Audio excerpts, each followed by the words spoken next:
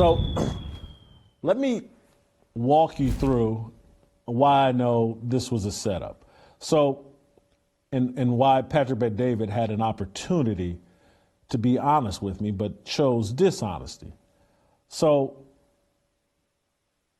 I fly down Sunday night, and Sunday night I look at the Valuetainment YouTube page, and on it I see some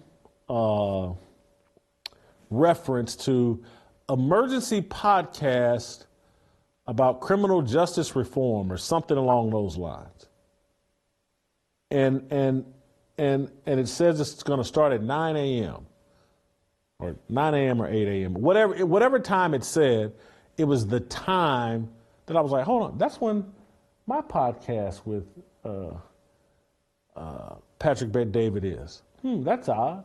And then I thought, well, maybe he recorded that and he's going to run that on his podcast, and I'll be on the Valuetainment channel. Or I just thought it was odd, but I didn't think much of it. I was like, well, that surely doesn't have anything to do with his interview of me.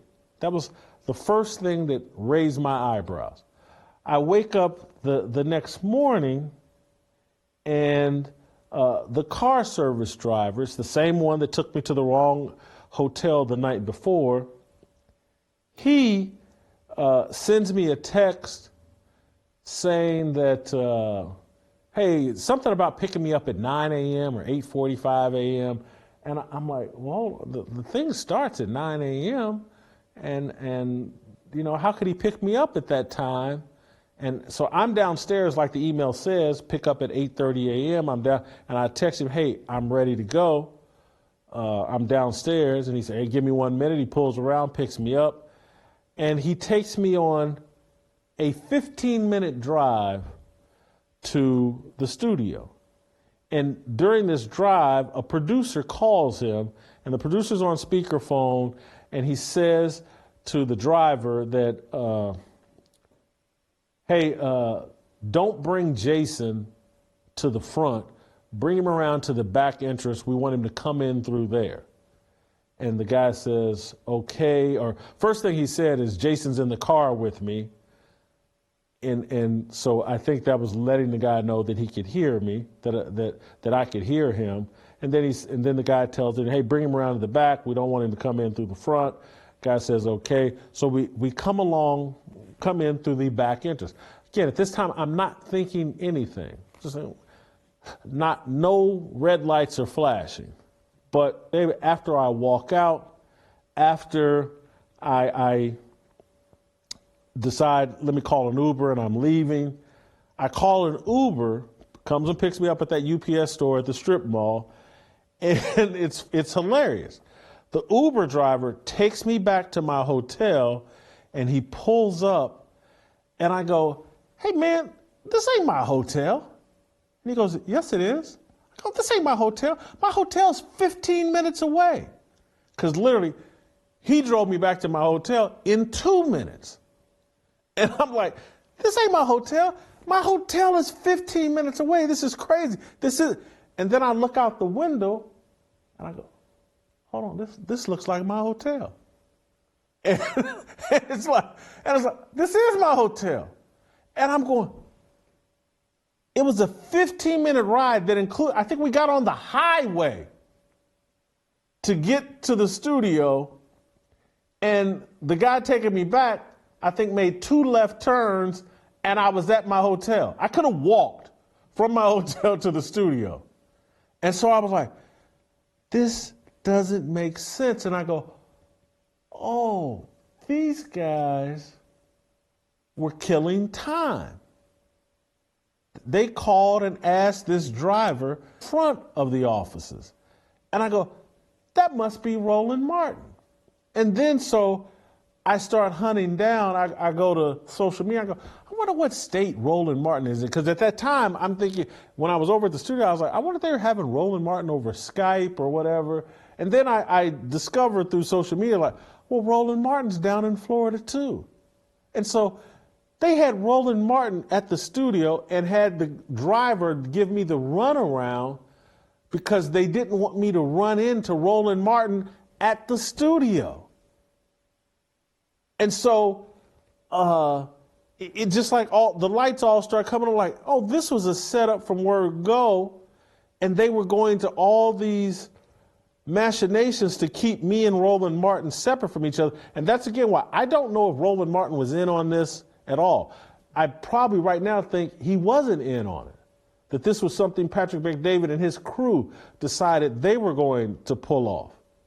And Patrick Bet-David told me during his conversation that Roland had no idea I was there. I didn't know whether to believe him or not because, Roland trolls me 2 or 3 times a week over Twitter. Again, I've had the guy muted. I don't see it, but sometimes when people respond back, I get copied and seeking Roland's handle in it, and I can tell that, oh, Roland must be tweeting about me again. I mean, Roland is dying for engagement with me. I don't have any interest in engaging with Roland.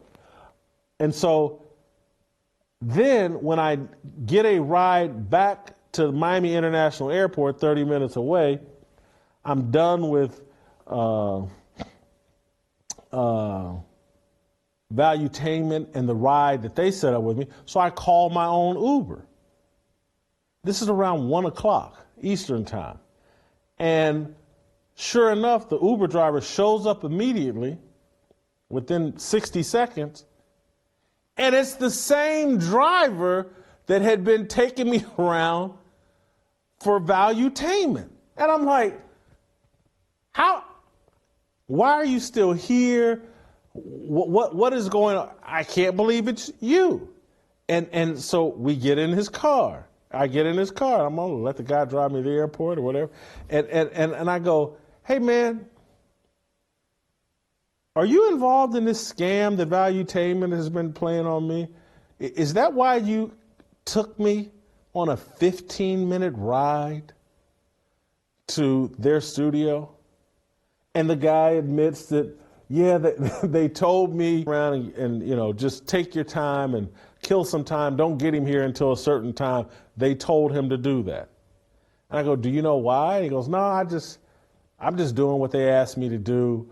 And I tell him this, I was like, man, I had this other Uber driver, and it's a 2-minute drive and blah, blah. And we go through all of that. And then I say to him, I was like, hey, man, I got to be careful because I don't know how elaborate or what Patrick Bet-David and Valuetainment are doing. I go, but I see you got a camera here. I don't know if there's some kind of candid camera. I don't know what's going on, but, I got to be careful here. I'm not sure what's going on. And this again, where my philosophy serves me well. I don't get in Ubers and want to have long, drawn-out conversations with the Uber driver. I don't, I'm really reserved, and I'm an introvert and aloof when engaging with people I don't know. The guy had an innocent explanation for his camera being there. A lot of Uber drivers have cameras there to protect themselves or whatever. But the guy he told me stories about his Christian walk and all that, and I engaged him a little bit, but the conversation seemed like he had done some research on me and was trying to walk me into a conversation or whatever because of this show. But I just wasn't comfortable with the driver. I was appreciative of the fact that he acknowledged that, that clearly they had instructed him to give me the runaround. And it clearly seemed to be, he didn't know this, because I don't think he picked up Roland Martin. But I was like, clearly they're trying to keep me away from someone or something they didn't want me to know. And as I started replaying the entire scenario, I can't, and I want you guys to chime in on this via email, via the comments over YouTube, comments on Apple. I would love for you all's take on what happened here. My read, as I've mentioned earlier, is I think that Patrick Bet-David isn't a fan of Roland Martin. thinks Roland Martin is a race hustler and race baiter, wanted to have a debate with Roland Martin. Roland Martin loves talking and loves attention from anybody.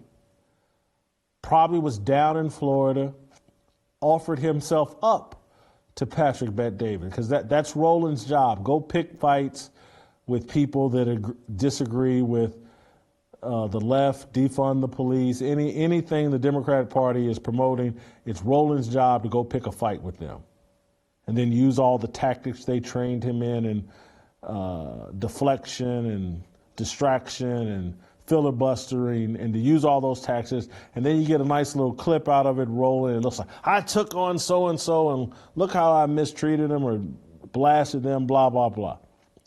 But so I think Patrick Bet-David wanted to have an argument with Roland, knew that as a non-black person, there was some risk in debating a race-baiting clown like Roland, because Roland will quickly go to, oh, you ain't black, so shut up. And so Patrick Bet-David thought, oh, I got Jason Whitlock. I'll have him go into the ring and fight with Roland, and I'll stay out of it. I'll just referee the fight between Roland and Jason, and I will lean the fight Jason's direction through my refereeing. And Jason will be good with that because, you know, Jason's like me.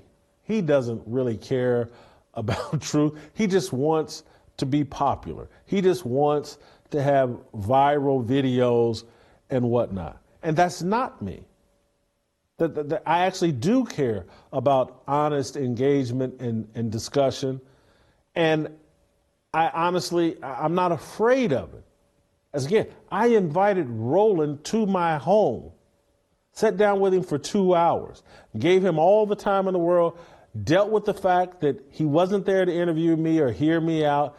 I did that 4 or 5 years ago. Roland's not honest. He's not a serious person. Hours. Gave him all the time in the world, dealt with the fact that he wasn't there to interview me or hear me out. I did that 4 or 5 years ago. Roland's not honest. He's not a serious person. He's filled with feminine energy. I don't want to wrestle with the male version of Joy Reid and Lizzo. No interest in it. Moved on from that.